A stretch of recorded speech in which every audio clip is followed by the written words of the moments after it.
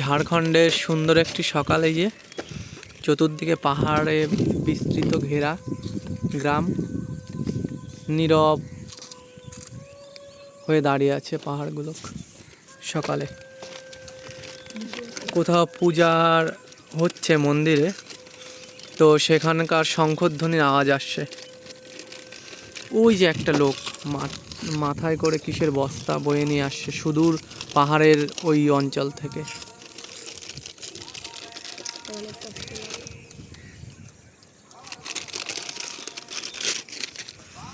ঝাড়খণ্ডের প্রতিটি গ্রামে এরকম পাহাড় আছে। প্রচণ্ড গরম পড়ে দুপুরের দিকে। ওই যে দূরে আরো পাহাড়।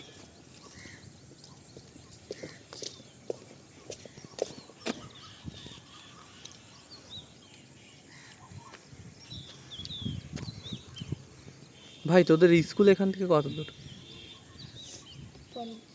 স্কুল হ্যাঁ, ওই যে নগর আছে না, নগরের থেকে একটু বেশি। কিসে যাচ্ছিস স্কুলে?